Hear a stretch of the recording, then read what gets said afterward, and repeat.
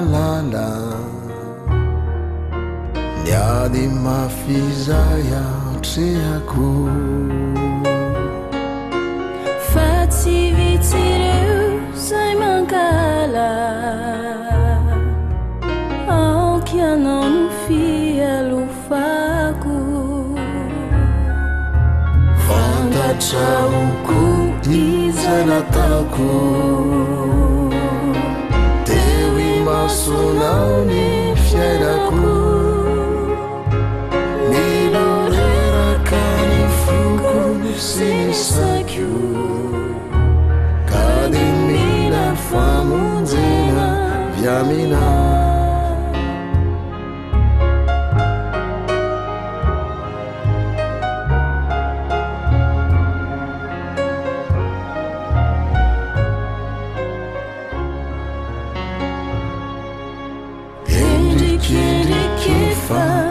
Andro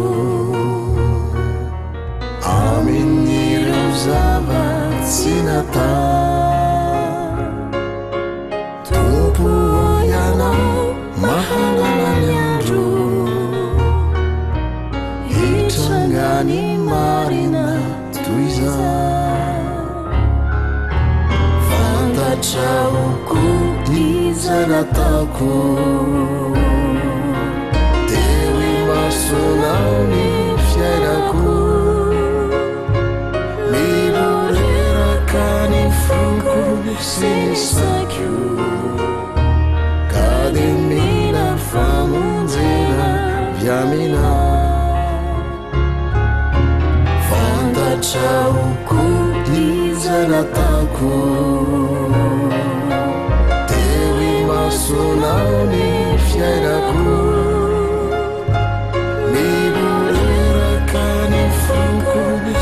sakio ka de mila famonjena viamina miloreraka ny foko sy sakio ka ilaiko reny vonjya viamina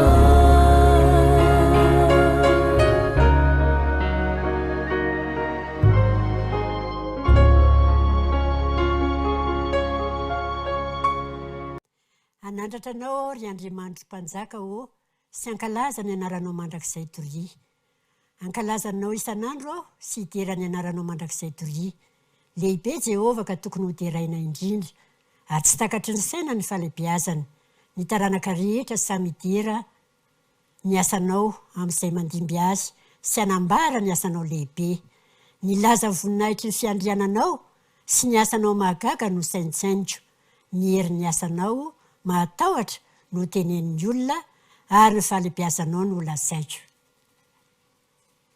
andeha hiaraka hivavaka tsika hanomboana izao fotoana izao ry Andriamanitra rainay tsara indrindra ny an-danitro misaotra anao zahay misaotra noho ny fitantananao ny fiainanay mbola tratra izao takariva izao indray mbola afaka hitera sy ankalaza ny anaranao ary hiatrika anao amin'ity folakandro ity tompo malalo mangataka indrindra zahay ny mba ho voavela heliko eo anatrehanao raha iseho eo anatrehanao ary ny fotoana rehetra izay atrehanay eto dia mba eo ambany fitarihan'ny fanahinao masina amin'ny anaranao Jesosy nazavavaka izany amen Fifaliana ho anay avy ao amin'ny distrika Ananosy no miarahaba antsika indray tratra izao sabata folakandro izao ny firarinay dia ny azahoantsika fitahiana sy fifaliana mandritra izao fanarahana izao fandaharana izao ho anomboantsika ny fotoana ary dia andehantsika anaraka hira anankiray izay iarahantsika amin'ny antoko-pihira ako ny fanantenana Anosipatrana izay mitondra ny lohateny hoe firam-baovao hoe tsika hiderana an'Andriamanitra.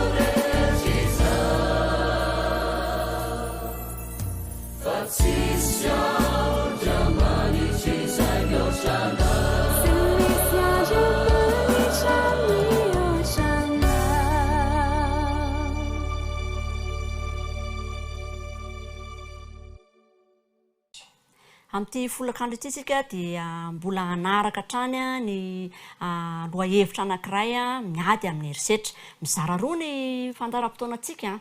Ny tapany voalohany isika dia hanaraka sy hidinika hiresaka mikasika ny herisetra izay hitantsika eny anivon'ny fiarahamonina. Ny tapany faharoa isika dia anambahiny manokana isika amin'izay tapany faharoa izay izay amarana ny seminera mikasika izay ady amin'ny herisetra izay izay nidinihantsika nandritra ny herinandro. Fa hiditra amin'ny herisetra voalohany sady isika dia ny herisetra izay hitantsika eo amin'ny ankizy samy ankizy manahoana izany herisetra amin'ny ankizy samy ankizy izany dia andelo isika hanaraka hira anankiray izay rahantsika amin'ny ankizy ihany koa avy ao amin'ny distrika Anosy.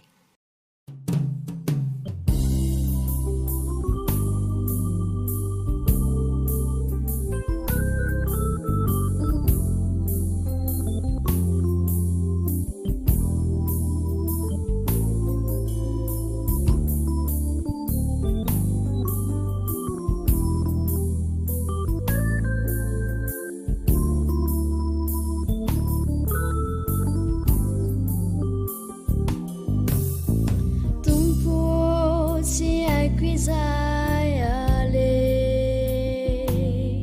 nefa de manantonanao ao satria anao nilaza tamiko hoe ento aty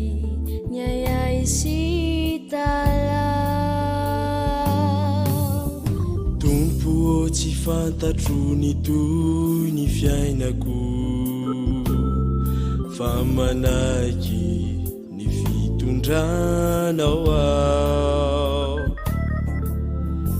enonao ny feo ny fitarainako tompo toneo reo ady mifamaofao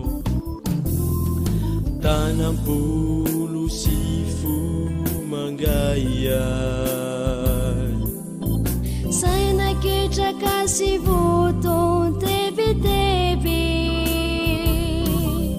no entiko miatorakeo aminao rayo tsy aoko ireo feo pandrebireby satria anao ny teny mitsy hoe o aza matahotra ianao ry zanako aza mierikeryka na feno ayay be fa mahavonjy anao ny tanako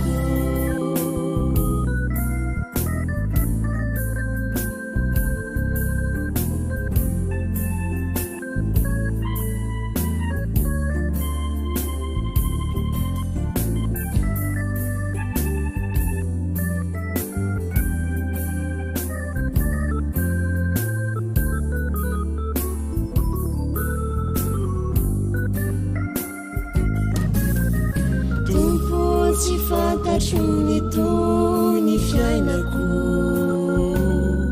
fa manaiky ny fitondranao ao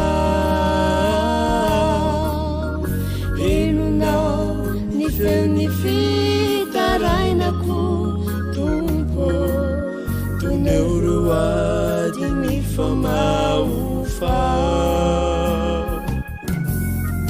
tanampolo sy fo mangaiay sainaketraka sy voton tebiteby no entiko miatorakeo aminao rayo tsy aoko ireo feo pandrebireby satria anao ny teny mitsy hoe o aza matahotra ianao ry zanako aza mierikeryka na feno ayay be fa mahavonjy anao ny tanako fa mahavonjy anao ny tanako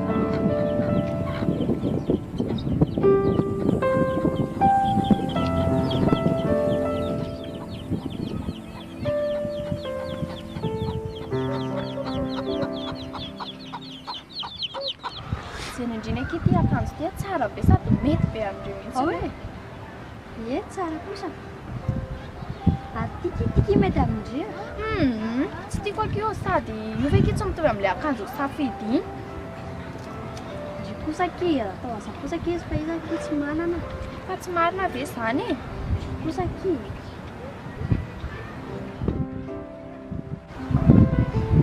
iny ary le indriny sariko say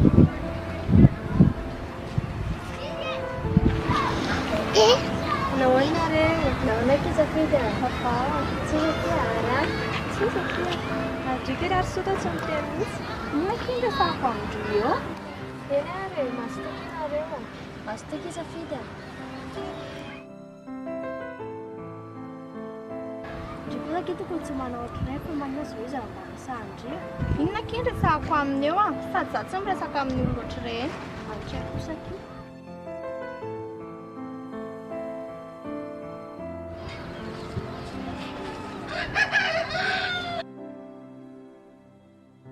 Rankizy io sy tanora namako. Tsaro fa endrika isehon'ny erisetra ny fanambaniana sy ny fanaratsiana.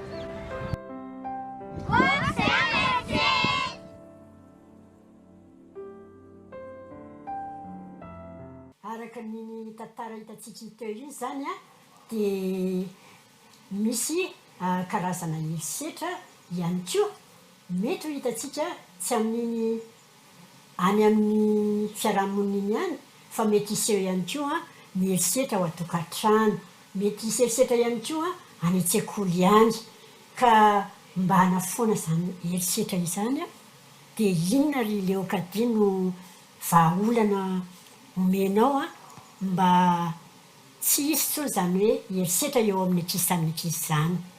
Eny ary voalohany indrindra dia misy karazany anankiroa ireo erisetra izay misy karazany anankiroa ireo vahaolana azo atolotra ho antsika dia ny voalohany indrindra ny atolotra ho an'ny ankizy ary ny faharoa dia ny ho an'ireo ray aman-dreny. Voalohany ary dia mitodika aminareo rakizy.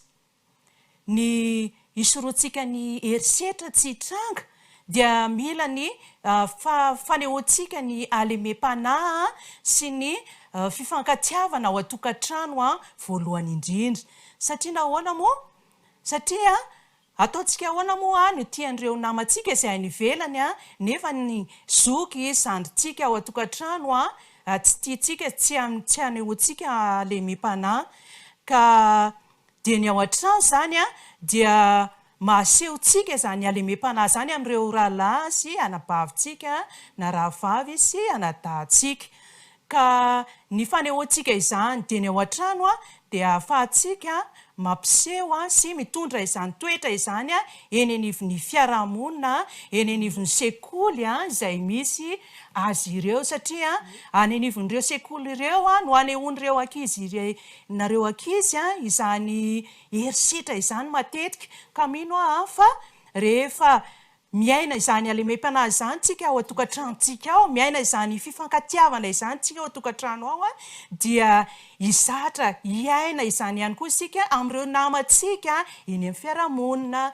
eny amin'ny sekoly, eny amin'ny tontolo rehetra izay misy atsika dia tsy hiatra izany erisetra izany. Ary dia ny jerentsika fa misy toko sy andininy izay ao amin'ny baiboly amin'ny ohabolana toko faha 120 andininy faha 12. Ohabolana toko faha 120 andininy faha 12. Vakiantsika ny teny amin'ny anaran'i Jesosy, tsy ampisaina izay manamavo ny namany fa izay endry dia mangina. Mino fa nareo rakizy dia tsisy teo tsy ampisaina izany eo amin'ny fiainantsika ary nareo ve te atao an'izany hoe tsy ampisaina izany? Mino fa tsisy teo tsy ampisaina isika satria zaza endry daholo isika ka ho tiany namany ary tsy hanamavo ny namany satria zaza endry isika.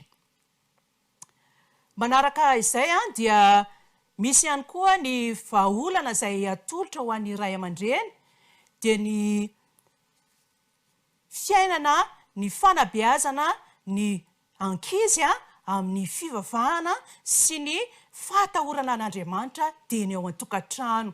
Beazina amin'izany fahatahorana an'Andriamanitra izany ny ankizy, beazana amin'izany fivavahana izany ny ankizy satria nahoana moa ao amin'ny ao atokantrano a ny sekoly a voalohany indrindra anabeazana ny zaza ka ny toetra sy ny famolavolantsika oety fananarana ometsika azy ireo ao an-tokantrano a dia ireny a no entiny a eny amin'ny fiarahamonina misy azy a eny koa raha ohatrano izy nefa zarintsika atahotra an'Andriamanitra amin'ny alalan'izany fivavahana izany sy miaina n'izany fatahorana an'Andriamanitra izany a dia tsy hivaona amin'izany izy eny amin'ny fiarahamonina misy azy eny fa anana toetra tsara ho tia namana sy malemy fanahy koa mino fa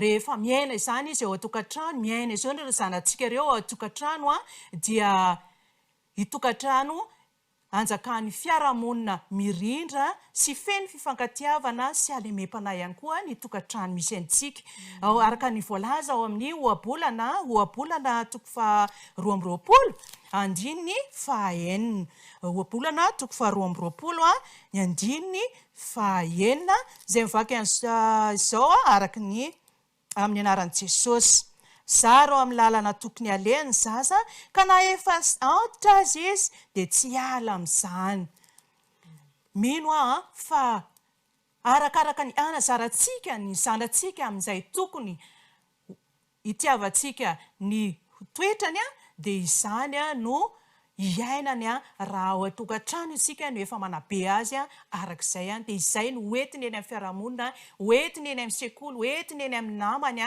ka ho lavitra azy ny anao herisetra amin'ireo namany izany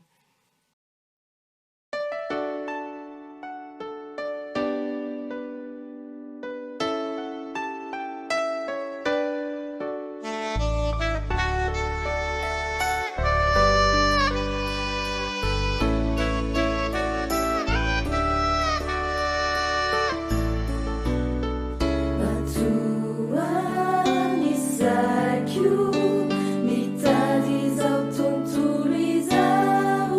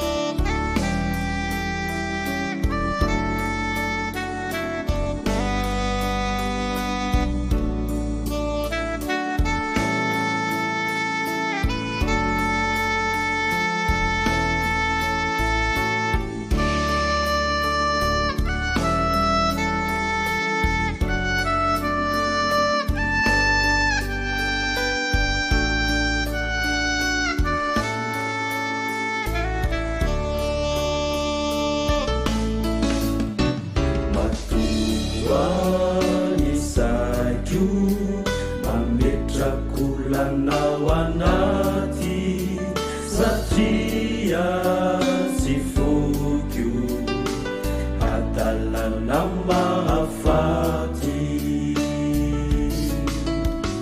matoa mandriga ny fiainako ety antany tsy misy mirindra lavitrahanao izany matoa ny saiko mametrakulanao anaty satria tsy fokio adalana mahafaty matoa mandringa ny fiainako ety antany tsy misy mirindra lavitrahanao izany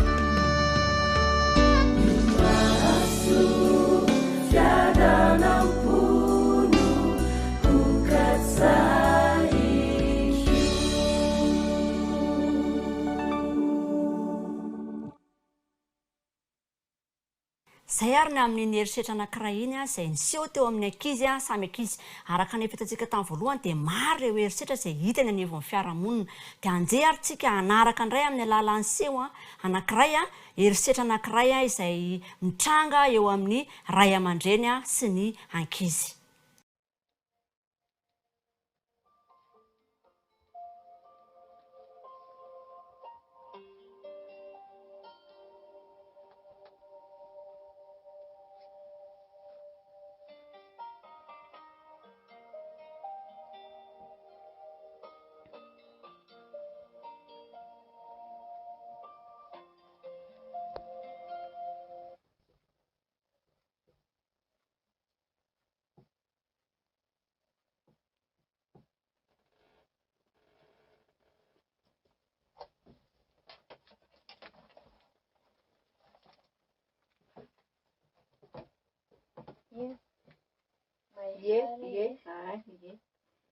Jereko manaraka.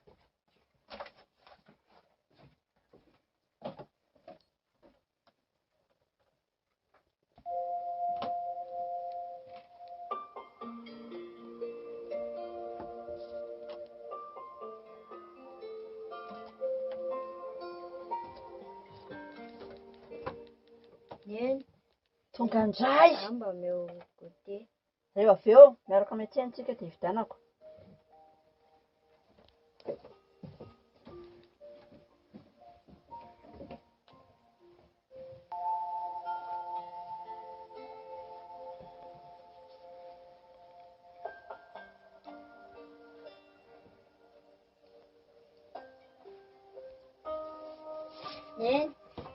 Neny zay indray ianao zany mbola mba mandinika an'ity zavatra ity ahoana indray aho fa rehefa raha alina alohan'ny atory dia jerevantsika iny zany mipetraka ery aloha tsy mety kosa raha ngah zany tena tsy mety mihitsy zany le zaza mba te hiresaka misy zavatra mahafaly azy na mahasositra azy tokony mba hianoana foana izy ka na mbola mijery zavatra arany a ny zaza no tokony atao voalohan-daharana foana satria manana ny lazaina izy matoa mangataka ny resaka aminao. Afatra kely ho andray aman-dreny rehetra indrindra ireo mitaiza zaza efa hiditra amin'ny fahatanorana tanteraka. Ilainy zaza ny tena mba hoe ny ray aman-dreny no namany voalohany indrindra eo amin'ny fiainany ka ahafahany manankina mipahatokisana tsara ireo izay mety zavatra tiany ho ambara amin'ny namany kanefa tokony ho ambarany amin'ny ray aman-dreniny. Misaotra anao na fampianarana. Zay satra. Tsy malahelo tsony a? Iry zanako a. Diva tsy anaovako erisetra tsony.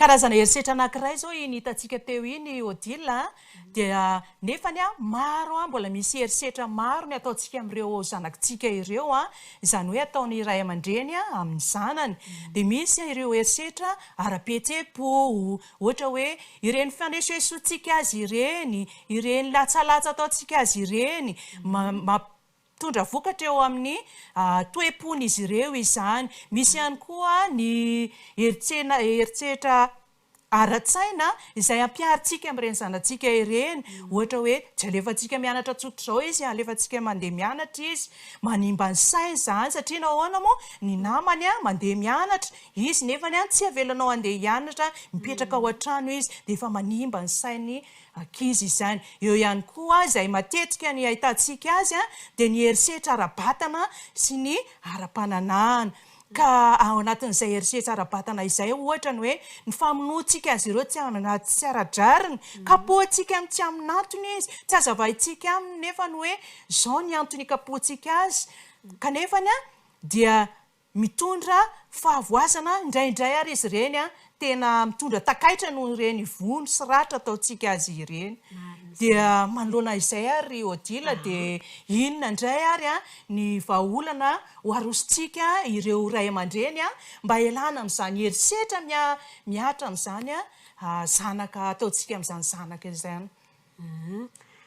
Ny anahy izany dia araka ny ao amin'ny soratra masina no etiko hamalitsika izany toe-javatra mpiseho izany. Ndao ny vakitsika ao amin'ny FMCfotoana toko fahaenina ao. FMCfotoana toko fahaenina dia ny andininy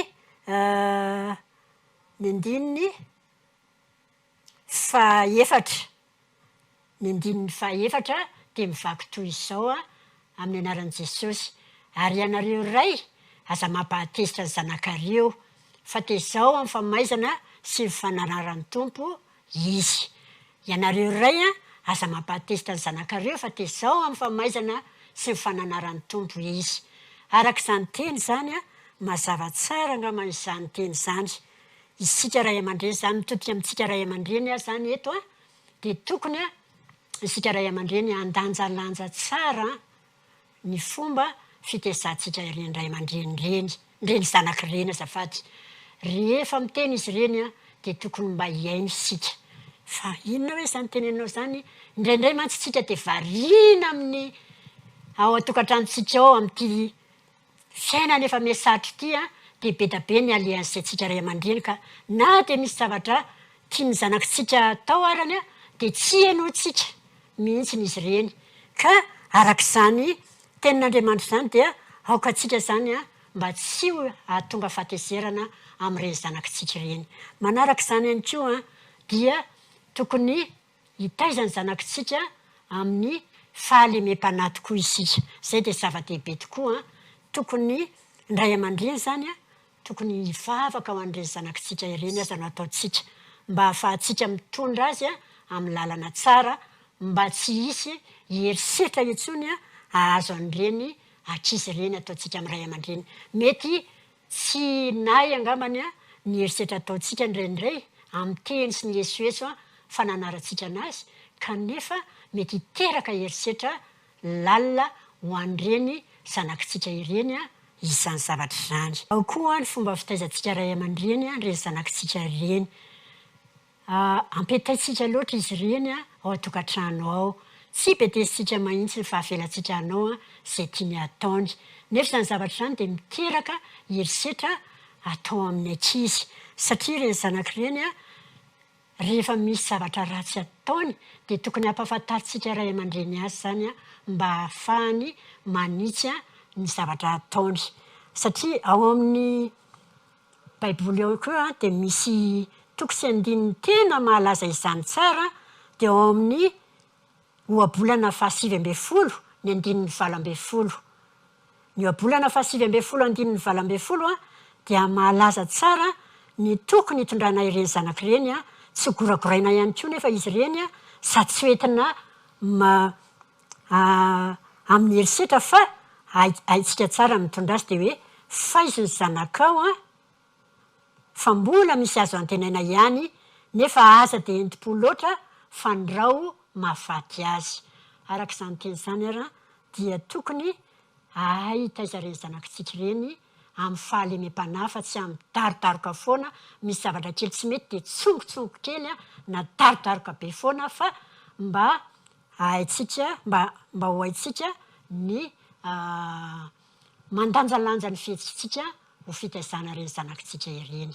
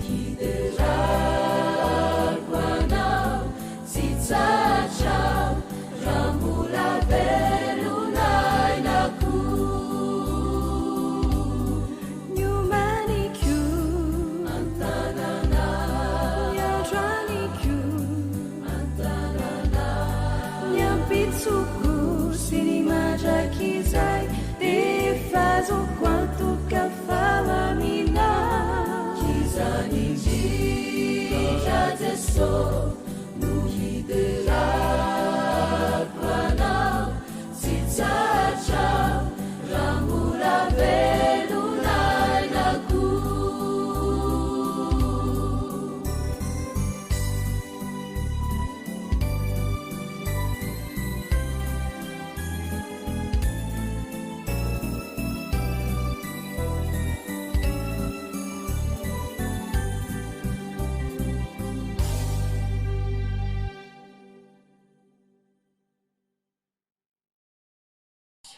Zay indray ary amin'ny herisetra anankiray iny e, fa andao indray tsika hijery seho anankiray mikasika ny herisetra ny anivon'ny fiarahamonina eny. Herisetra izay miatra amin'ny zaza na tanora, ankizy tsy ampy-taona ataon'ireo olon-dehibe na ireo ray aman-dreny. Fa mialohan'izay dia angatahantsika ny antoko-pihira Balisamy Fiderana hitondra amintsika hira anankiray mitondra lohateny hoe Ry olombelona.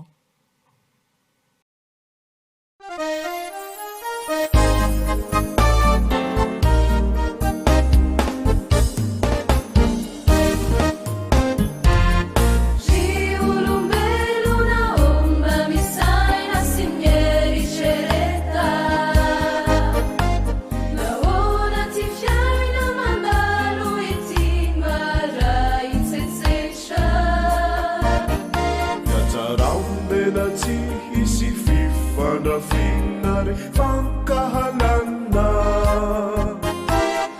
Waitina vendi aini totani sebe fizapana Riulumbrelu na omba misaina simberi cereta Naona tifiaina mandalu itinara inzezesha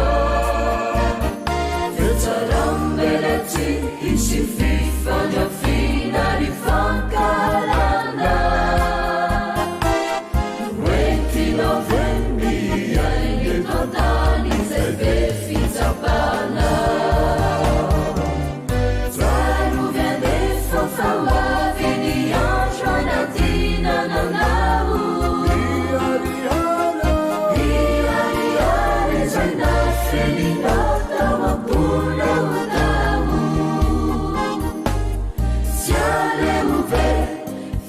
Fantaziavana si, fiavanana, Naneu viti, naneu ancavi, naneu ancavanana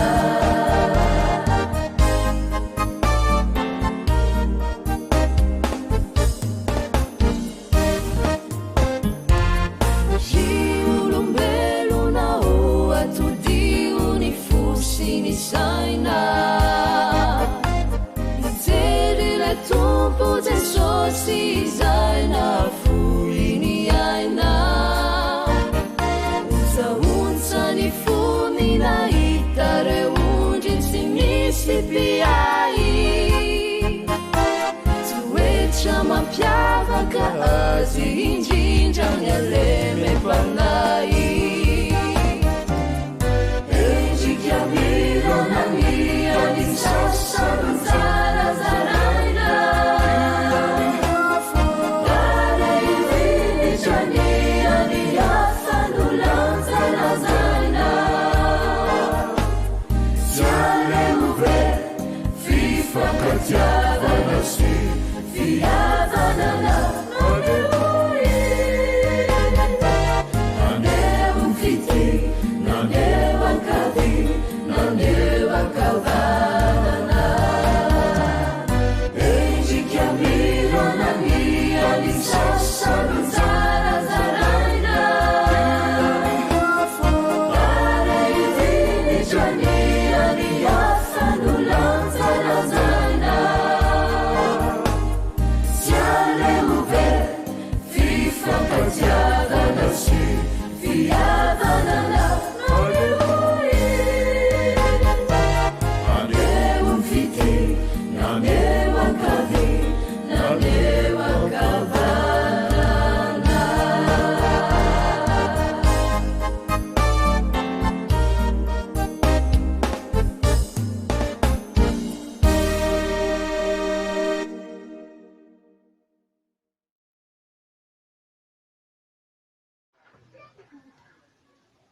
Tandry, misy lehilahy tena mpanan-karena be izay any. Raha ohatra ndreka mety manambady an'izay dia tena ho tafita amin'ny fiainantsika ary tena hiady amintsika. Mena, izaho mbola tsy rona amin'izany fitiavana izany. Sady ho fianarana aloha ny ambony indrindra fa rehefa vita ho fianarana fa hitanteraka daholo sy tianao. Marina mihitsy izany teninao izany anaka. Diso hevitra mihitsy ny reninao. fotoana tsy tokony mbola eritreretana izany fitiavana izany zao, mbola kely loatra ianao.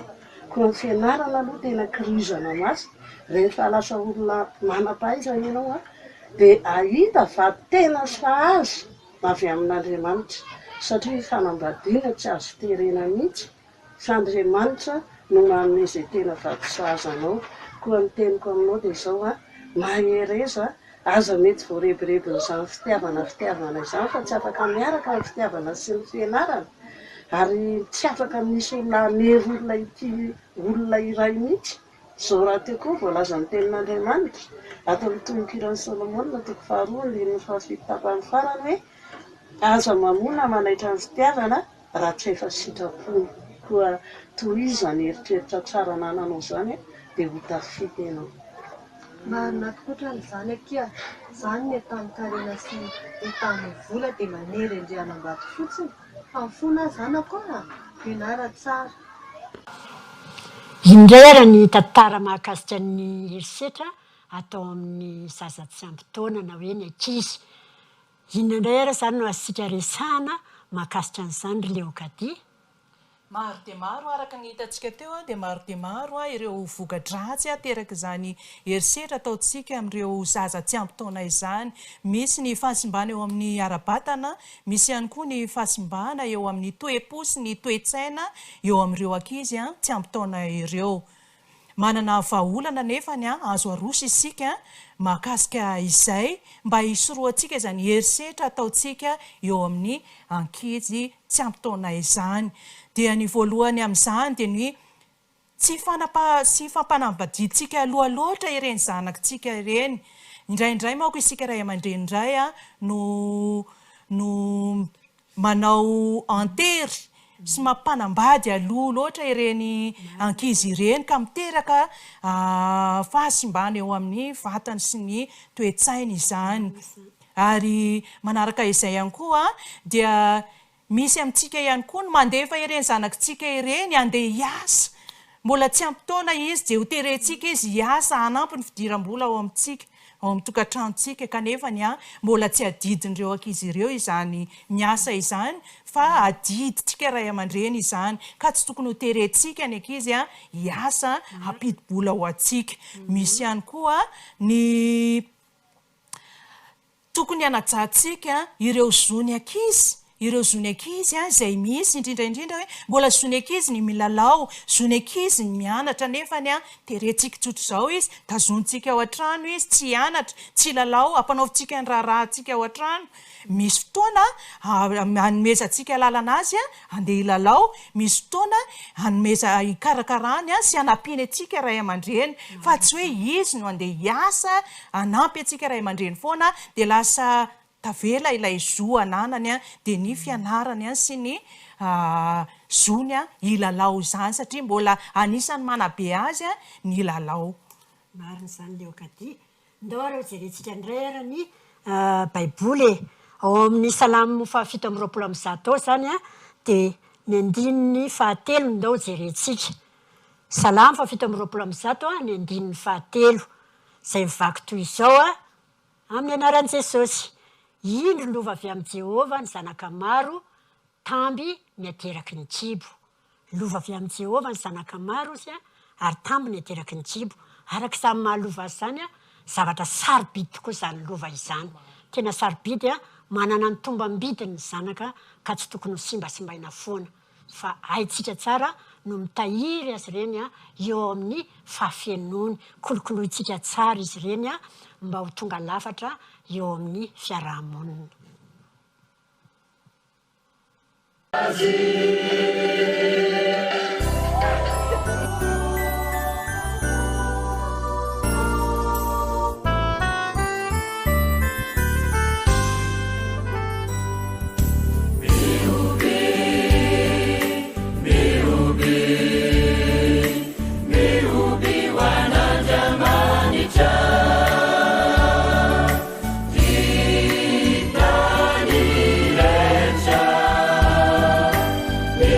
Be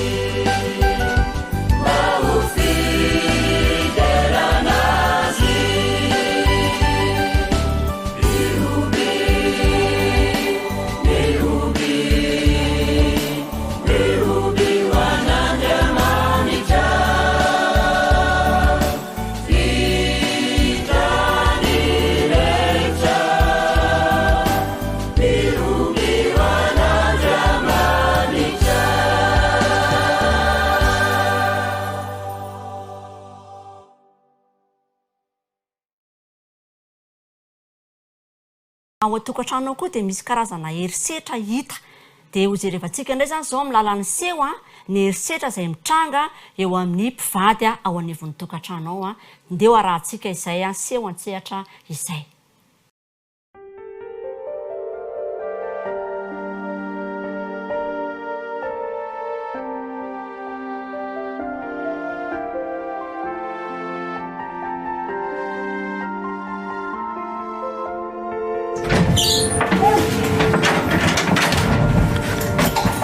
Irika, lohariny sakafo, nona, reraka avy niasa.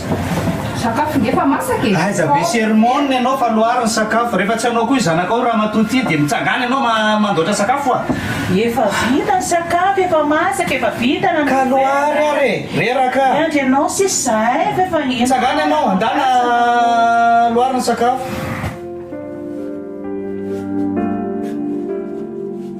Mamita kely amin'ny zaitra kely atao azy mba karakara kely bebe Erika. Efa vita koa ilay couvert. Inona ny laoka ao? Ravim-bomanga sy angivy. Tsy efa niteneniko ve ianao hoe tsaramaso hena no atao laoka. Ka tsy ampy ny vola fa lany ny vola efa zay. Anao tsy mahay mitantana e. Tsy anao mitantana anazy omeo anao tantanako azy fa tsy dada. Ny ekolazy ny ekizy ny hofatrano botrina ny vola omenao ny ekolazy ny ekizy ny hofatrano ny Erika mianatra any amin'ny université andoavana ekolazy izy. Tsy tia lalana zany ahy e. rehefa tsaramaso siena dia tsaramaso siena tsy mahay mitantana tsy mahay mitantana ianao zany zay re miampy ny vola dado mba mifalinanjeraka mihitsy rangahy zany za dia andeha hinana amin'ny hotely a fa izy ao amfamananareo ato zao e fa hoaizanao te hinana tsaramaso ianao mbony tsy tianao ny lokatsika petralo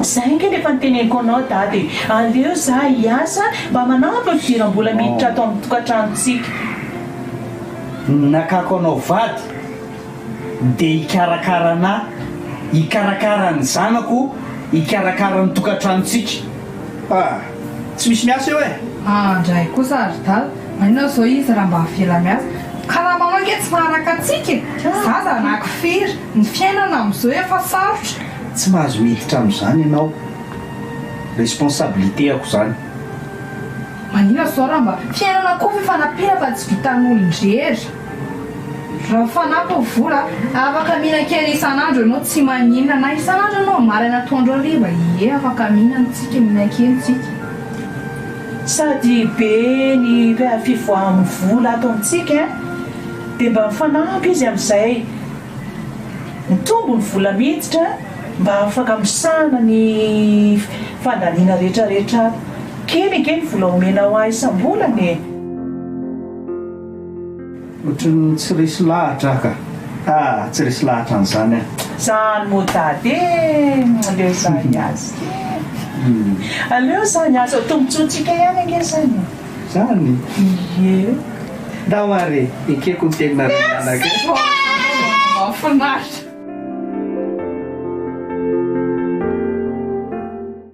mampalahelo ny toe-javatra ohatran'ireny ry odile nefa tena zava-misy eo amin'ny fiarahamonina sy eo amin'ny tokantrano ny tranga ny zavatra ohatran'ireny ary santonany fotsiny ireny fa mbola be dia be ny trangan-javatra isehony herisetra ao an-tokantrano eo amin'ny mpivady izay mitrangany amin'ny tokantrano any ary izany tokantrano izany tena lasibatra ny satana mihitsiny amin'ny zany herisetra izany satria rehefa mikorotana ny mpivady dia lasibatra ihany koa ny ankizy voadona ihany koa ny ankizy mianjady amin'ny ankizy izany herisetra atao amin'ny vady izany satria miara-miaina izany herisetra izany ao an-tokantrano ny ankizy koa inandray ary ny vahaolana fohy azontsika resana ry odile ao anatin'izany herisetra mitranga amin'ny mpivady zany ny vahaolana dia maro kanefa amin'ny tenin'Andriamanitra ihany no ndeha anehoantsika zany vahaolana izany ndaony ho jerentsika ao amin'ny Efesiana toko 5 ao fa dia tena feno dia feno tokoa ny tenin'Andriamanitra momba ny mikasika ny mpivady ao an-tokantrano ny Efesiana toko 5 ny 2:20 ndeha hovakiantsika amin'ny anaran'i Jesosy Efesiana toko 5 ny 2:20 dia mivaky toy izao amin'ny anaran'i Jesosy ianareo vehivavy manekena vadinareo tahaka ny anekena ny tompo araka izany ara ry vehivavy namana isika zany ao an-tokantrano ao dia tokony anaiky ny vady tahaka ny anekena ny tompo ary tsy izay ihany tsy isika vehivavy ihany satria manjary mandeha ila ny tokantrano raha ny vehivavy foana ny mandefitra fa ny lehilahy ihany koa dia manana ny anjara tokony ataony ao amin'ny tokantrano ao mikasika izany fanambadiana izany ao amin'ny Efesiana ihany toko 5 ery ambanimbany ery ny 2:20 dia manambara toy izao dia tahaka izany ihany koa ny lehilahy tokony ho tia ny vadiny tahaka ny tenany ihany ny lehilahy dia tokony ho tia ny vadiny tahaka ny tenany ihany satria izay tia ny vadiny dia tia ny tenany izay tia ny vadiny dia tia ny tenany ny 2:20 dia manambara toy izao fa tsy misy olona tsy tia ny nofony fa mamelona sy mitaiza azy dia tahaka ny Kristy amin'ny fiangonana araka izany aza dia tahaka ny tenanao ihany ny vady ao an-tokantrano raha vonoinao ny tenanao dia vonoinao ihany raha vonoinao ny vadinao dia ohatra ny mamono ny tenanao ihany koa ianao ka tokony zany tsy hamono ny vady na koa tsy hanao herisetra amin'ireny vady ireny fa namany manao herisetra amin'ny tena ihany izany. Aoka isika hifankateo atokantrano taka ny fanetretena nataon'i Kristy izay na dia tsy nisy ota aza dia nanetry tena dia toy izany koa ny tokony hifampitondran'ny mpivady ao atokantrano.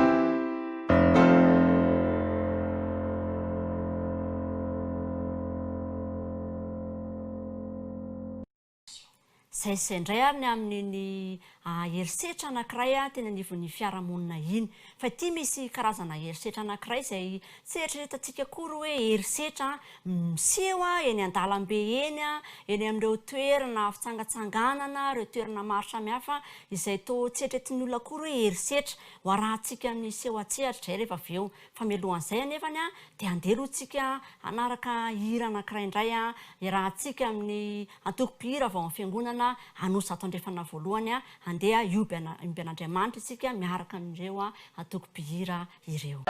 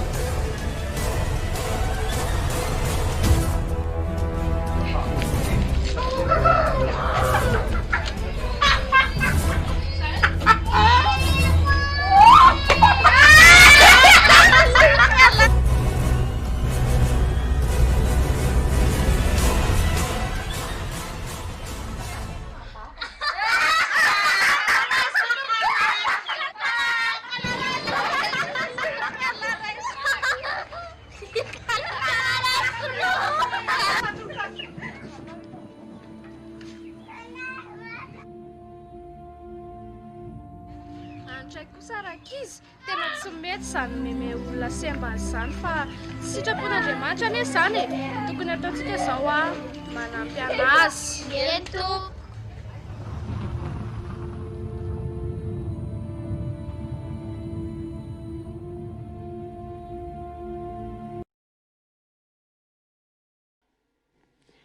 Tena mahasitrehitra ny tantara iny a kanefa dia zava-misy a eo amin'ny fiarahamonina ireny herisetra izay miseho reny. Anisan'ny herisetra ihany koa reny. Inona ihany koa arany a no asitra ambarandray a mikasitra io herisetra anankiray io. Ye marina mihitsy izay Odile ary tsy vitsy mihitsy ireo olona sembana ny tratrany herisetra zany a eto amin'izao manerana izao tontolo izao araka ny antotanisa avy any amin'ny OMS dia misy 10 tapitrisa na 5 isanjaton'ny mponina maneran-tany dia manana fahasembanana avokoa. Nefa matetika izy ireny dia ahilikatsika ahilika tsy anehoantsika fitiavana ary afaka vahantsika fa tsy jerentsika ireny sembana ireny.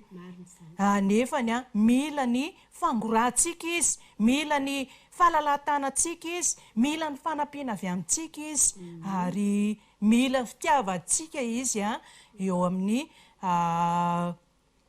amin'ny rehetra na fihetsika zany na fiteny dia mila atsika izy ireo mila ny fanampiantsika izy ireo ary Andriamanitra dia manaramaso atsika manaramaso ny fihetsika araka ny hita ao amin'ny boky antsoina hoe témoignage pour l'église 3 pejy 225 dia mivaky toy izao hoe ny anjelin'Andriamanitra dia manaramaso izay fihetsika ataontsika amin'ireo olona izay mila fangorantsika ny fitiavantsika ary ny fahalalantanantsika tsy misy fepetrana. Mila ny manaramaso atsika Andriamanitra, manaramaso atsika Andriamanitra. Zava-dehibe zany ary mahatahotra zany ka tokony tsy anaovantsika tsinitsinina ireny sembana ireny zany ary tokony tsy ahilitsika izy, tsy atositosy-botanana izy, tsy anehoantsika fitiavana izy, ampitsika. Indraindray manko dia isika indray no mandeha manosika izy ireo, manao izay mampalahelo azy ireo eo amin'ny fiainana. Marina izany leo kady.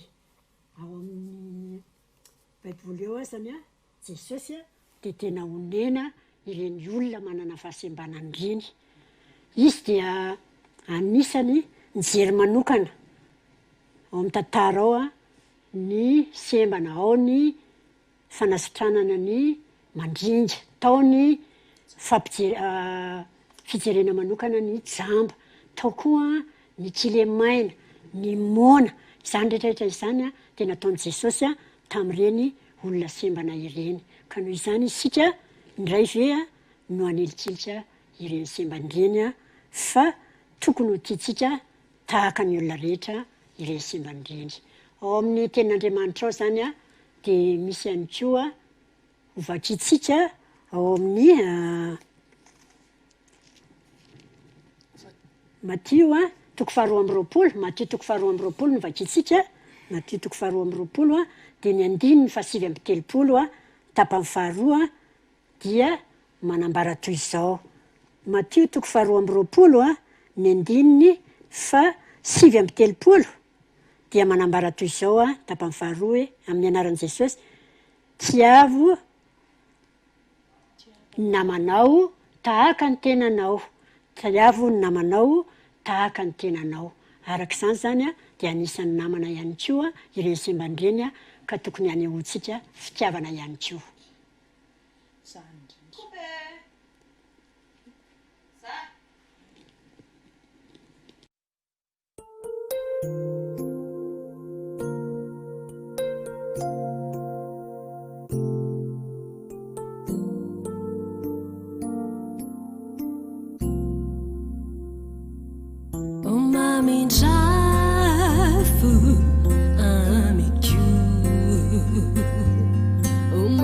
Chafu pamunziku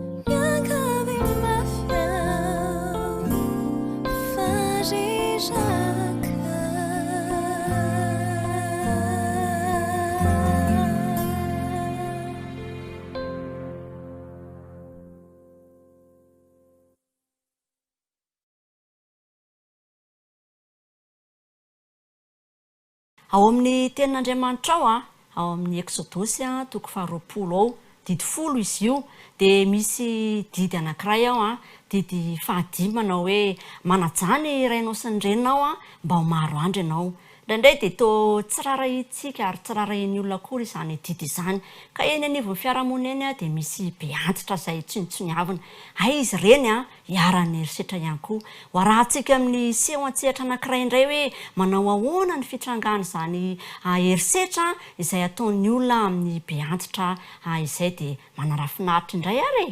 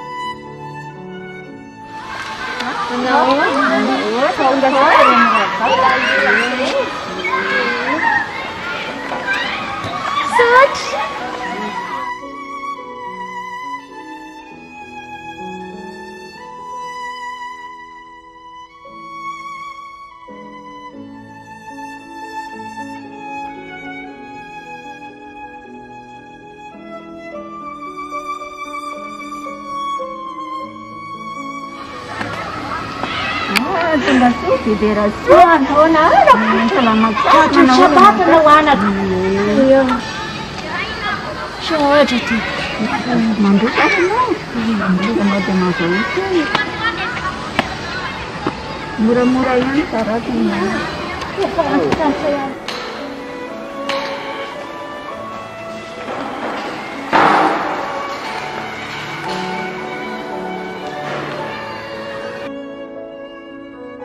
Ini dia nak sabe? Ini saya pemikiran sah. Satu sampo, Andro kita. So dia sudah corona.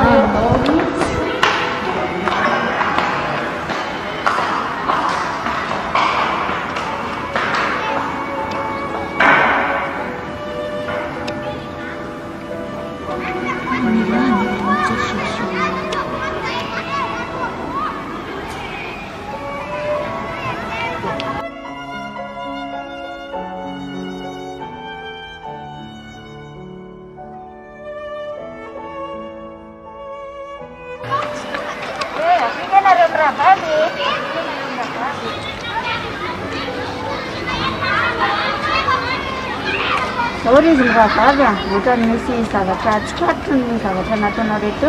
Bukan mapalayonan nano kanaruan kita rasitu. Kana lo ina nase. Kau ini kuat. Bukan tina sadis mamsa. Tina cilet misam.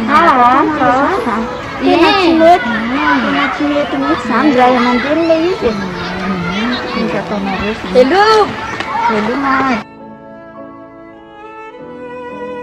Dulu di terasu, dulu kami apa? Berarti kami no ini kan sembar keno di terasu deh. Tunggu ni no nanti ni serazon pada narik na corona virus. Tunggu raton ni no sahaja sekarang ni isa Sabata no di tunggu pun. Ini anak, uno sekom. Furtona lah saya mati ni fatu. Cimban tirkai, awin ni anak, awin. Hari ini kiri fiaram. Lasai na fampamosavy ary tsy mba misy manao tsisy mba fianakaviana milavitra sady sahirany azy avy ka tsisy mamangy ka natao tsy ampiangonana aza dia ilikiliky ny sasany mpamosavy kanefa dia tsy atao tanana ny zanako amin'i Jesosy fa ny any an-danitra ka hiezaka mba ho tonga any an-danitra mahery izy amin'ny Sabata manaraka indray eny indrindra bebe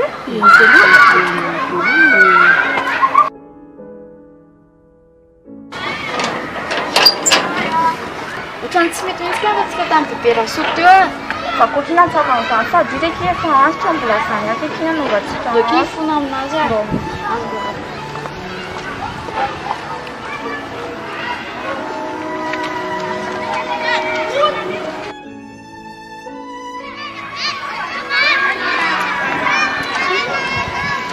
bebe ohatsy misaotra tompony mamela anareo anakireo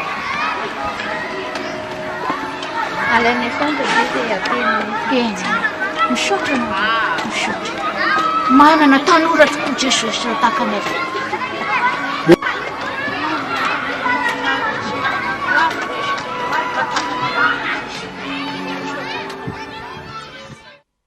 anisany mampalahelo miseho amin'ny fiarahamonina koa ny trangan-javatra ohatran'ireny dia ny fahitana ny tsy fikarakarana sy ny fanilikiliana ireny be antitra ireny ry odile ary indraindray ara dia isika mihitsy ny mandrisika azy ireny mandefa azy ireny mangataka eny rehetra eny mikitakitaitsika izy ahilikilikitsika izy indrindra moa rehefa tena antitra zay ireny iray aman-dreny ireny rehefa tena antitra sy sahirana na koa marary dia satsika mihitsy ny manilikilika azy ireny ny manivaiva azy ireny ary tsy mikarakara sy tsy mirara azy ireny kanefa ireny angeny nahitantsika masoandro hoe ireny ny poiratsika ary ireny no loharano ny poiratsika teo amin'ny fiainana ahitana azontsika izao fiainana izao ka tokony karakaraitsika izy ary tokony ho ajaitsika ihany koa iny tokoa ry leokadia arak'izany dia tsy tokony ho tsinitsy ny avitsika ny ray aman-dreny zokiolona satria arak'izany maharay aman-dreny azy zany dia tokony anehoantsika fitiavana izy ireny tokony ho karakaraitsika tsara indrindra rehefa tena antitra izy ireny dia efa miverina toan'ny zazakely indraindray ka tsy tokony ho tevatevaina tsy tokony ho arabirabiana ary ao amin'ny tenin'Andriamanitra aza moa dia milaza fa ny fikarakarana ireny ray aman-dreny dia ahitana fanambinana tokoa ahitana soa tokoa eo amin'ny fiainana dia neo vakitsika ny tenin'Andriamanitra ao amin'ny Efesianina toko fahaeninao dia ny andininy voalohany sy ny faharoa Efesianina toko fahaenina dia ny andininy voalohany sy ny faharoa dia toy izao ny ambaran'ny tenin'Andriamanitra anaka manekeny ny ray sy ny reninareo ao amin'ny tompo fa marina izany ny andininy faharoa dia milaza ihany koa fa hoe manajany ny ray sy ny reninao fa izany no didy voalohany misy teny fikasana izany ny didy voalohany misy teny fikasana ny fanajana ny ray aman-dreny indrindra ireo zokiolona zany dia ahitana tsodrano avy amin'Andriamanitra mihitsy aza koa dia aokotsika zany ahitaiza sy karakara ireny zokiolona ireny fa Andriamanitra mihitsy no mampirisitra atsika amin'izany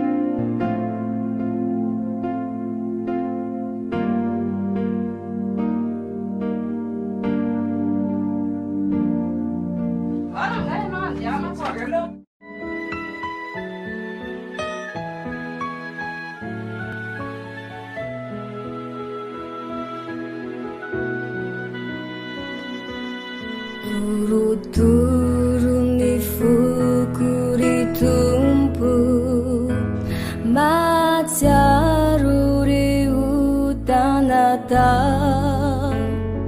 Fianlau kusana pitumbu ni finuku Manatina fiai nabava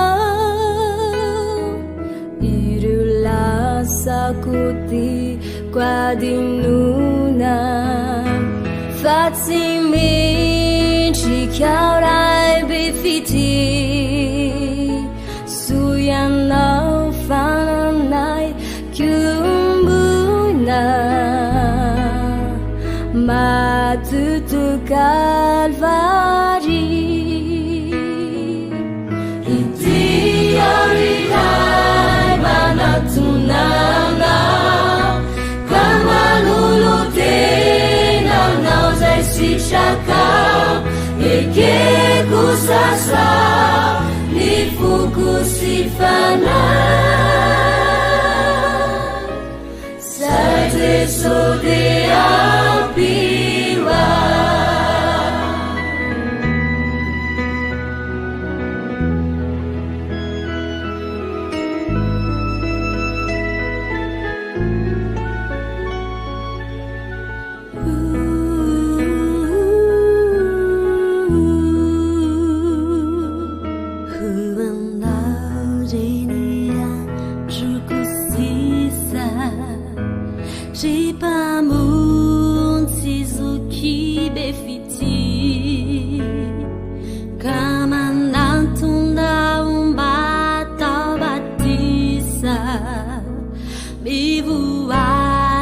Faha najati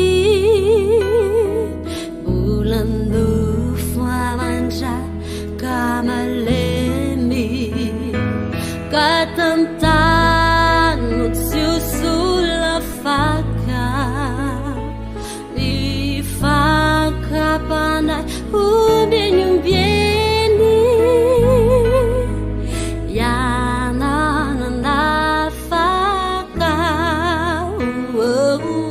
Itiorirai manatunana kamanulutena nauzai sitraka ekeko sasali nifuku sifana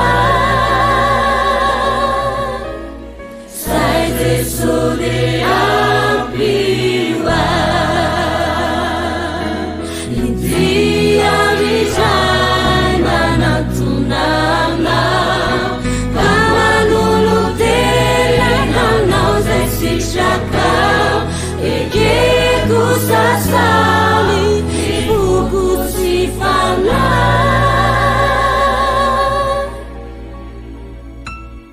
sai Jesu de apiwa.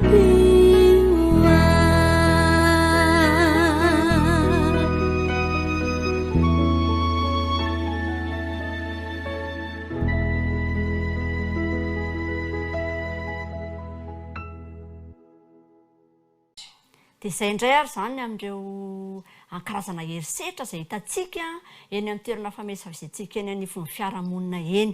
Inona fa be dia be ny lesona ndraisintsika ary ho ampitaintsika sy ho ampiarintsika any amin'ny fiainantsika andavanandro any ireny lesona ireny. Fa andeloantsika naraka hirana kanay indray iarahantsika amin'ireo antoko-pihira avy ao amin'ny fiangonana Anosy Be Andrefana teny korala aina izany.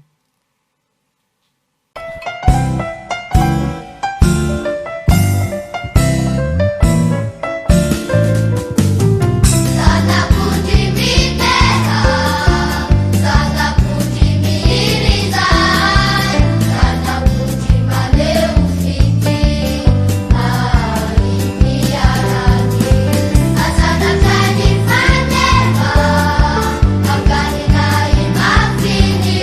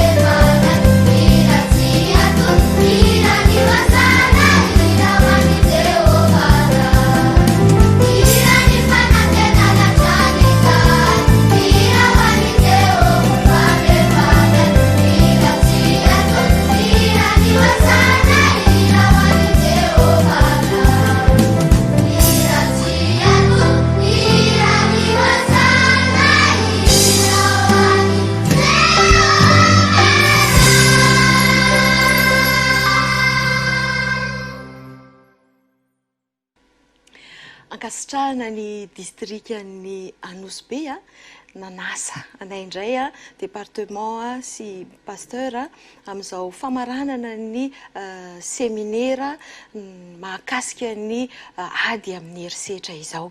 Nandritra ny herinandro iny tokoa dia nanao séminaire misy lohahevitra maromaro isika mba hiadivantsika amin'ity herisetra ity na ny hoe hanatsarana ny herisetra izany.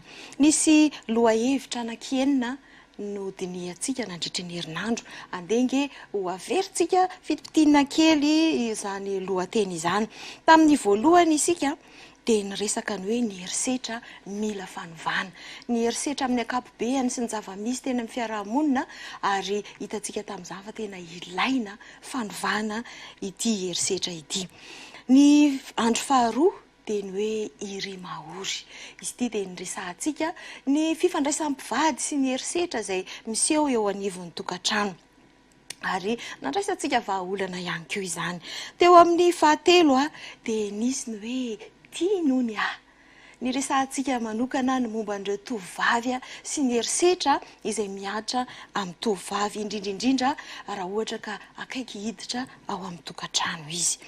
Avy eo indray isika dia naheno hoe evero izy ity indray dia niresadresahantsika manokana ny herisetra izay miatra amin'ireo ankizy tsy ampy-taona, ankizy madinika eny amin'ny fiarahamonina, eny an-tokantrano ary naizanaiza eny. Ny fahadimy dia nahitantsika ny hoe na dia izany aza. Izy io dia niresahantsika n'ireo izay efa niara ny herisetra, efa nianjadiny ny herisetra ka mba ahafahana mihotra indray satria ny herisetra dia manimba ny ho avy raha ohatra ka avela analokaloka ny fiainantsika eny foana. Rehefa tsy adinoana mihitsy ireny herisetra tamin'ny andro lasa ireny dia animba ny ho avy ka nampianarina zany tsika mba hiezaka hihotra an'ireny zavatsarotra tamin'ny lasa ireny. Ary ny farany izay hitantsika omaly dia ny hoe tia tsy misy fepetra. No resahantsika manokana tao ny famelan-keloka. Ny famelan-keloka izay mitondra fanasitranana ireny ratrapo vokatry ny herisetra ireny. Satria ny ratrapo dia mitondra aretina. Rehefa tehirizina ao le fankahalana. Satria rehefa tsy mamela heloka dia mankahala foana izany.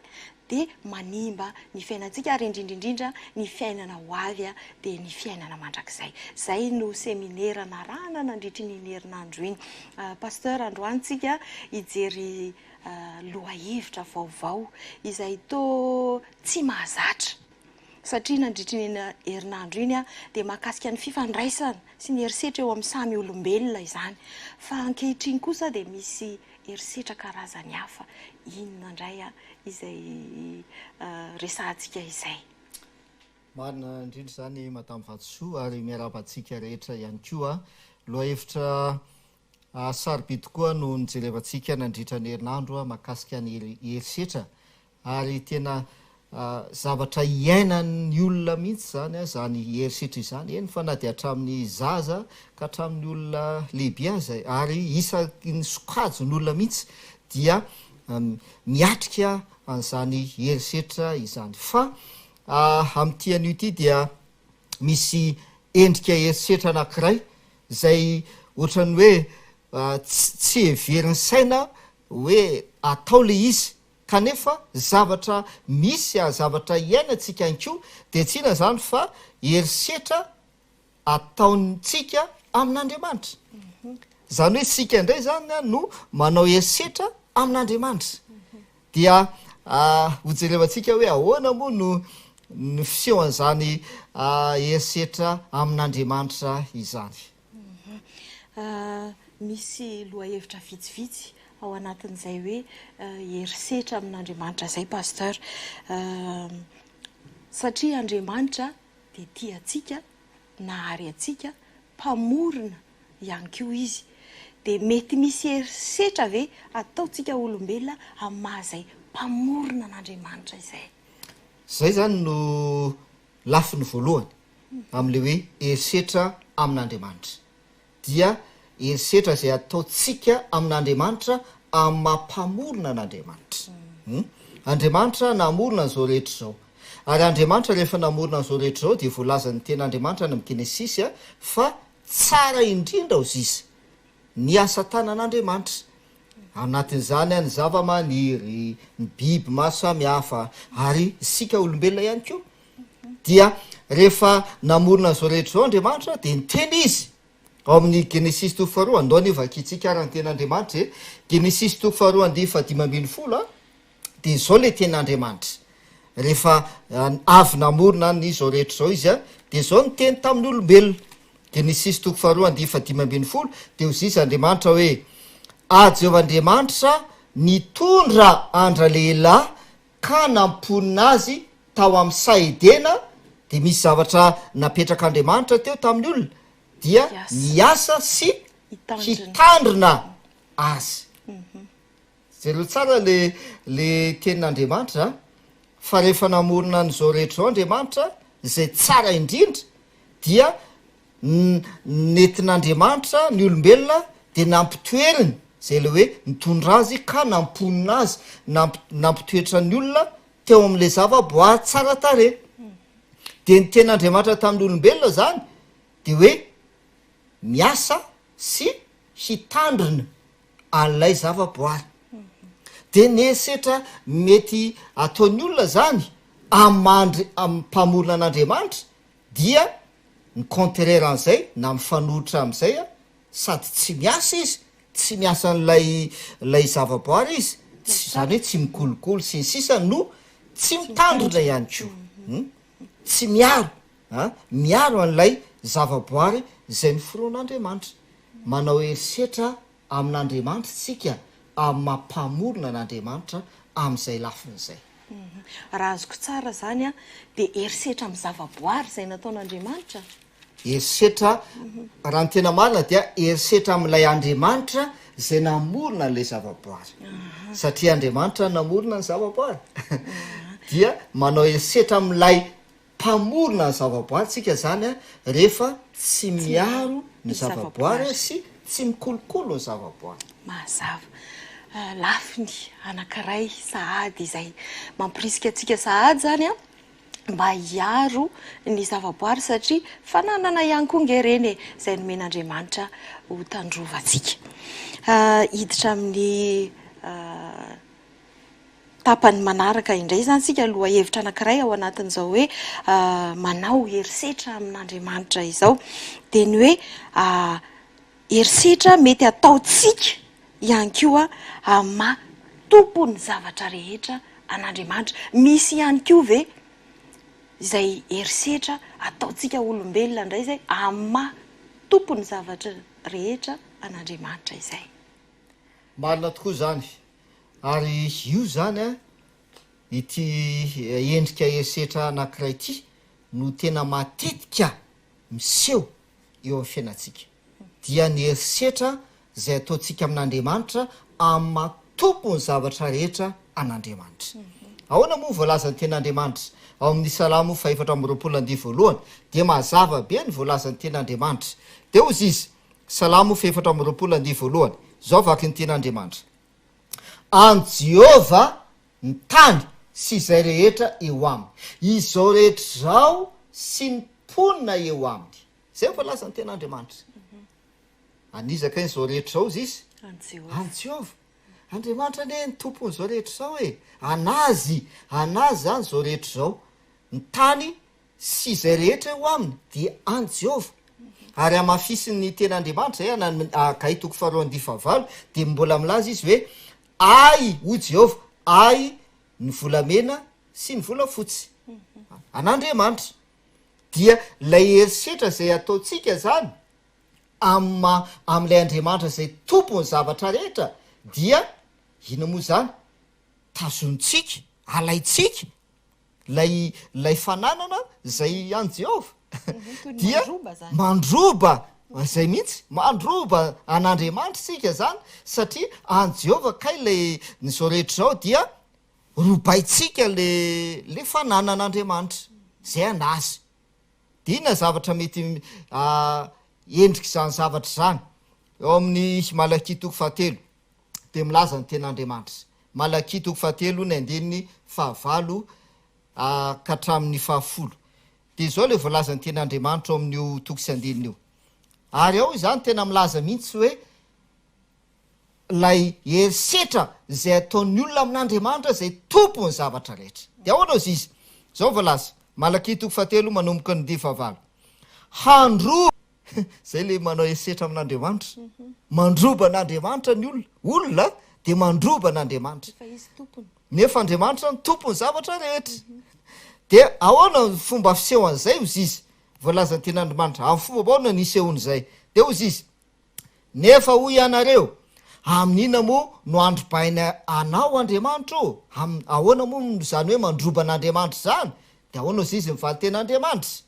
toizantsika le izy andiny fahavaly any de ozy izy Jehova hoe amin'ny fahafolo-karena sy ny fanatitra aika izay zany lay herisetra zay ataotsika amin'andriamanitra amin'ny matompo ny zavatra rehetra an'andriamanitra dia indraindray tsika manao herisetra amin'andriamanitra mandroba an'andriamanitra amin'ny fomba hoana de ozy izy le voalaza ny ten'andriamanitra hoe amin'ny fahafolo-karena sy ny fanatitra aike zany misy fananana zay an'andriamanitra zay folo de milaza andriamanitra am'le malaky zany de amin'ny andin'ny fahafolo de milaza mihitsy andriamanitra manome baiko izy hoe entonareo izy izy entonareo ny fahafolo-karena rehetra ao amin'ny trano firaketako mazava le izy pasteur fa ny tiako anontaniana zany hoe raha ohatra koa ve zany tsy mitantana ara-dalàna ny fananana zay omen'andriamanitra tsika isika tsy mandanjalanja ny fomba fitantanana an'izy ireny dia anisan'le mandroba manao herisetra an'andriamanitra koa zany izay zavatra zay e marina mihitsy zany satria andriamanitra zany nanome fananana ho atsika tsy isika ny tompony fa andriamanitra ny tompony fa nanome fananana ao atsika andriamanitra mba ho tantana atsika dia ny tsy fanaovantsika an'izay ny tsy fitantanantsika an'ilay fananana zay omen'andriamanitra araka ny tokony izy dia fanaovana herisetra ihany koa zany amin'ilay andriamanitra zay tompon'le fananana zay nomenantsika misy ohatrany am'izay mantsy zany eo amin'ny baiboly hitatsika angambany amin'ilay Matthieu toko 10 ny fanoarana ny amin'ny talenta reo olona anankitelo zay nomena talenta zay tsy anazy ilay talenta fa nomen'le tompony any zareo mba ho tantanana de hitatsika io fanoarana io fa nisy anankiray tsy nitantana izy tsy nitantana le fananana izy satria izy zany le toetsainy zany de hoe mila voatsiaro izy izy le tompoko tsy veny mba omenanahy de olona mila voatsiaro izy dia nampiasainy tsy araka ny tokony izy zany le fananana zay nomena azy de nyten'ilay tompony tamin'ny o lehilahy io dia mpanompo ratsy sady tsy mahatoky mahafinaritra izany zany koa raha azoko tsara de afaka manambara ihany koa fa le fananana omen'andriamanitra tantanana zany de tsy voatery hoe samy manana be da be daholo fa arakaraky ny mety hoe voatantan'le olona koa zany omen'andriamanitra azy fa ny zava-dehibe amin'andriamanitra de ny fahaizana ny tantana tena mahafinaritra ilay andriamantsika ary tena tiatsika izy matoa nomeny atsika izany zavatra rehetra izany ary mahafitiavana azy izay de misy ihany koa ny herisetra zay mety ataotsika olombelona amin'izay mahafitiavana an'andriamanitra zay mety azo lazalazaina ve ny mahakasika an'izay pasteur mialoha kely an'izay idirantsika am'izay angamba ny madame Vatsoa dia somary iverina kely am'le resaka hoe andriamanitra ny tompony zavatra rehetra ary isika dia manao herisetra amin'andriamanitra amin'izay mahatompo ny zavatra rehetra an'andriamanitra zay misy fananana anankiray sarobidy ary tena sarobidy amin'andriamanitra io fananana io satria tena nofidiny lafo io voalazany ten'andriamanitra fa tena ny rano jesosy kristy mihitsy no nividianan'andriamanitra an'io fananana io zay io fananana anankiray io dia nalain'andriamanitra ho an'ny tena mihitsy ozy izy de tsy iza zany fa tsika olombelona ny tenatsika dia fananan'andriamanitra ny tenatsika ao milazany zany amin'ny korintiana voalohany toko fahenina de efasy ambin'ny folo de zao le voalaza le ten'andriamanitra korintiana voalohany toko fahenina de ny fasy ambin'ny folo a de ozy izy ny ten'andriamanitra hoe moa tsy fantatrareo fanotenanareo dia tempolo ny fanahy masina izay ao anatinareo sady efa azonareo tamin'andriamanitra zay leo tsara azonareo izy izy tamin'andriamanitra zany hoe tsy isika zany tompony fa azotsika tamin'andriamanitra nomenatsika le izy nomenatsika le izy dia azotsika tamin'andriamanitra ty tenatsika ty zany de ahoana toy nlay toko sy andiny tenatsika de tempon'andriamanitra zay efa azotsika tamin'andriamanitra de ahoana zy izy toyny de eo vakitsika le ten'andriamanitra de eo amy toyny de ozy izy hoe koa dia tsy tompony tenanareo ianareo izy izy tsy tompony tenanareo ianareo ka dia mankalaza an'andriamanitra amin'ny tenanareo satria olomboavidy ianareo tsy tompony tenanareo ianareo fa olomboavidy ka dia mankalaza an'andriamanitra amin'ny tenanareo jereo tsara le volazan'ny ten'andriamanitra fa tena mazavabe zany hoe tsy tompony tenatsika isika tsy tompony tenatsika fa n'andriamanitra kay tsika ity an'andriamanitra ty tenatsika ity dikan'izay raha fananana zay an'andriamanitra ny tenatsika de inona tokony atao mila tantanana sy ampiasaina araka ny tokony ho izy araka ny sitrapon'andriamanitra ny tenatsika eo koa zany a no mety misy endrika herisetra anankiray zay mety iaina ataony olona amin'andriamanitra dia ohatra zany zao hoe afaka maka ohatratsika hoe ny fampiasana ny tenatsika amy zavatra tsy tokony izy na fampiasana mafy loatra ny fampiasana mafy loatra ny tenatsika ny tsy fikolokoloana ny tenatsika sy ny fanombana ny tenatsika amin'ny zavatra mahasamihafa zay manimba ny tenatsika fanaovana herisetra amin'andriamanitra ane zany satria ny tenatsika ne an'andriamanitra tsy tompony tenatsika ny isika dia indraindray tsika manao herisetra amin'andriamanitra amin'ny alalan'ny tenatsika ary eo zany tena matetika mihitsy zany miseho zany io herisetra anankiray io a eo amin'ny fiainan'ny olombelona indraindray a ozy iza hoe tsy tsapatsika lizy fa na de eo tokantrano azy de miseho io herisetra anankiray io dia ny fampiasana ny tenanao amin'ny zavatra tsy tokony izy zay tsy araka ny le tompony le tenanao zany de tsy iza fandriamanitra de sy mbanao ny tenanao zay indrindra ao anatin'zany ny tsy fahalalana olona fa de ohatra miresaka finanana de faly anao zany mihinana sisisa kanefa azadiny fa ny tenanao ane tsy tompony tenanao ane anao e fa n'andriamanitra ane ny tenanao e olomboafidy ianao novidin'andriamanitra ianao lafo tamy rano jesosy kristy de mila zay le nytenen'andriamanitra tamin'olombelona tany amy genesisy hoe miasa sy mitandrina ny zavatra zay ny foron'andriamanitra mahafinaritra izany fitiavan'andriamanitra izany ary mbola mamindra fo izy mety betsaka tamitsika ny mety hoe efa nanao an'izany herisetra izany zay natao tamin'ny tena nefa rehefa natao tamin'ny tena le izy de natao tamin'andriamanitra tena mbola mamindra fo andriamanitra fa fantatritsika izany a tamin'ity anio ity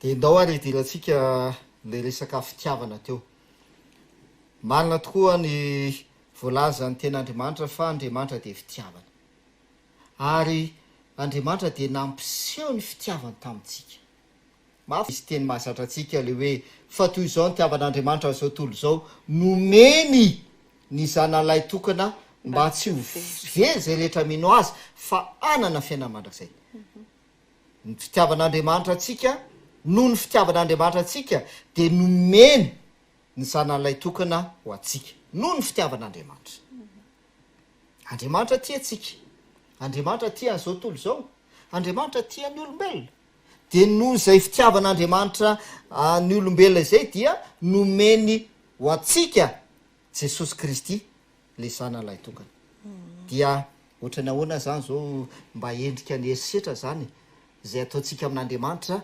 ama andriamanitra fitiavana an'andriamanitra zay ohatra tsy mamaly fitiavana azy tia atsika izy nefa ny tsy rarahina fotsiny zay zany zao ohatra anankiray tena lehibe mihitsy andriamanitra mampiseho fitiavany atsika tsika tsy miraharaha ny fitiavan'andriamanitra noho ny fitiavan'andria nomeny ny zanalay tokana nomeny jesosy de inona ny herisetra mety ataotsika am'izay fitiavan'andriamanitra zay tsy raharahintsika jesosy tsy raisitsika izy tsy notsika izy sy ny zavatra maro samihafa ohatran'ny ray aman-dreny sy ny zanaka le ray aman-dreny a tia an'le zanaka dia noho ny fitiavan'le ray aman-drenyn'le zanany dia omeny zavatra le zanany de tsy rarahiny de zay le endrika herisetra de le ray aman-dreny zany efa mba tena hoe ny sakrifie mihitsy nanome zavatra ho an'le zanany noho ny fitiavany azy de inona ny mety herisetra ataon'le zanany am'izay fitiavan'ny ray aman-dreny zay alay le na ohatra hoe alay le fanomezana de tonga de ary tony ve mba omeny dada sineny tony ve tsy raharahiny zany le izy ohatran'izay zany le endrika herisetra zay atao am'le ray aman-dreny noho ny fitiavany azy de ohatran'izay koa no ataontsika amin'andriamanitra andriamanitra tiatsika de nanome an' jesosy kristy ho atsika de indraindray manao herisetratsika amin'andriamanitra am'izay fitiavan'andriamanitra atsika zay de tsy miraharaha zany tsika tsy raharahintsika le fitiavan'andriamanitra de mampalahelo be rehefa tsy mino azy zany isika na rehefa tsy miraharahany zay mba fikasaniny amintsika de anisan'ny manao zay mampalahelo azy herisetra tena herisetra mihitsy lizy ary tena mampalahelo an'andriamanitra lizy raha ohatra hoe tsika zany eo amin'ny toeran'andriamanitra de ohatrany ahoana ny mba fihetsepontsika manoloana n'zany zavatra zany ohatrany hoe ray aman-dreny tokoa zany le izy hoe tsy tia le zanako nefa za de manao zay azoko atao hanehoako ny fitiavana azy de tsy tia le zanako zay de efa herisetra zay ya de jerevantsika ihany koa am'resaka zay le fitiavana zay de ao amin'ny jaona voalohany misy teny ao amin'ny jaona voalohany ao toko fa efatra ny andininy fara folo sy ny faraiky ambin'ny folo ary ny fasy ambin'ny folo de zao le voalazany ten'andriamanitra jaona voalohany toko fa efatra ny andininy favafolo sy ny faraiky ambin'ny folo ary ny fasy ambin'ny folo de zao le voavaky ny ten'andriamanitra de ozy izy izao ny fitiavana tsy nitiavatsika an'andriamanitra ozy izy fa ny nitiavany atsika de ina ahoana le fisehonin' zay hoe fitiavan'andriamanitra atsika zay de ozy izy ny rainy ny zanany ho avitra noho ny fahotatsika andefa raiky ambin'ny folo ry malala raha izany no nitiavan'andriamanitra atsika de milaza ny ten'andriamanitra hoe inona ny tokony atao de ozy izy dia mba tokony ifankaty koa isika jelo tsara zany io raha izany ozy izy nitiavan'andriamanitra atsika dia ny tokony ho asetritsika zany ho asetritsika le fitiavan'andriamanitra de tokony ifankaty koa isika fa eo le misy herisetra koa io andriamanitra tiatsika de setry ny fitiavan'andriamanitra de tokony ifankaty isika ozy izy ny tenin'andriamanitra de amin'ny andimy fasy ambin'ny folo de zao ny voalazany amin'ny andimy fasy ambin'ny folo de ozy izy isika tia satria izy efa tiatsika taloha isika tia zay le hoe tia ny namanao satria Andriamanitra efa tiatsika taloha. Zany ve pasteur tsy manome sarisary ny lalàn'Andriamanitra izay zavatra izay satria araka ny volazan'ny tenin'Andriamanitra dia hoe ny didy voalohany zany hoe ny didy efatra voalohany a dia mampiseho ny fitiavana an'Andriamanitra dia rehefa avy eo a dia mizara amin'ilay tapany faharoa indray a dia ny fitiavana namana ohatrany hoe mampiseho sarisary ny lalàn'Andriamanitra zany raha ohatra ka hoe fijeriko an'izay zavatra noresahana. Tena marina mihitsy zay a, tena marina mihitsy zay satria lalàna zany no feny zavatra rehetra. Lalàna no feny zavatra rehetra. Ny fitiavana an'Andriamanitra sy ny fitiavana ny hafa. Andriamanitra tiatsika dia mitaky atsika izy hoe tiava namanao satria efa tiatsika izy dia isika kosa tokony hifankatia. Zay zany ny feny lalàna zay, fitiavana an'Andriamanitra sy fitiavana ny hafa ihany koa. Raha tsy tanteraka zany dia toy ny manao herisetra amin'ny lalàn'Andriamanitra isika. Zay indrindra. Ary fofoko anatin'izay koa ny hoe mety hoe misy olona mety hoe tia an'Andriamanitra, tia an'Andriamanitra izy, ny anazy ny fifandraisana amin'Andriamanitra zay ihany azy ny tena katsahany, fa le fifankatiavany amin'ny hafa tsy rarahiny. Ary indraindray za tena tsy vakiny loha mihitsy. Fototry ny herisetra nefa zay. Herisetra zay. Satria izy miteny hoe mety mihevitra hoe ny anahy rehefa tia an'Andriamanitra za rehefa mivavaka dia efa ampy anazy zay. Rehefa mivavaka dia efa ampy anazy zay. Fa ny hafa rehetra na namana sisa tsy mifandray amin'olona, tsy mifanampy sisa tsy mivaky lohany zany izy. Dia efa herisetra zany. Herisetra amin'Andriamanitra ilay fitiavana. Satria ny fitiavana an'Andriamanitra dia mitarika fitiavana ny hafa ihany koa. Zay voafian'ny lalàna izay zavatra izay. Dia rehefa mandingitsika ny lalàna dia tena ao tokoa no mifeny herisetra rehetrarehetra. Voafitina ao anatin'ny lalàn'Andriamanitra zany ny endrika herisetra rehetrarehetra. Sady zany ohatra zany dia afaka maka ohatra tsika satria voafitina ao anatin'ny lalàna ny endrika herisetra rehetra dia araka nefa voalaza tao hoe ny tapany voalohany any lalàna ny efatra voalohany dia mahakasika ny fifandraisana amin'Andriamanitra. Dia milaza Andriamanitra amin'ny lalàna hoe aza manan'Andriamanikafa ianao.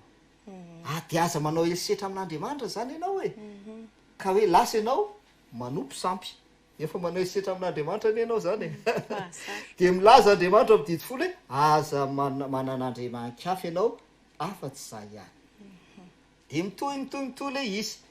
Aza manao sanin-javatra ianao zay hivavahana.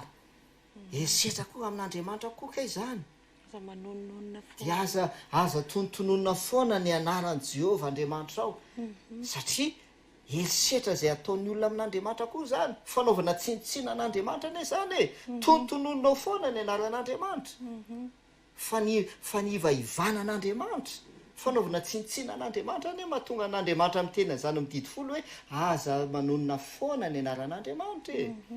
Endrika herisetra. Mahatsiarovany andro sabata. Dia tafiditra anatin'izay koa ny hoe mahatsiarovany andro sabata satria Andriamanitra miteny hoe sabata any Jehovah Andriamanitra ao. Any Jehovah le andro Jehovah ny sabata. Sabata any Jehovah ny andro fafito. Nefa tsika tsy mitandrana sabata. Fanaovana herisetra amin'Andriamanitra ane zany.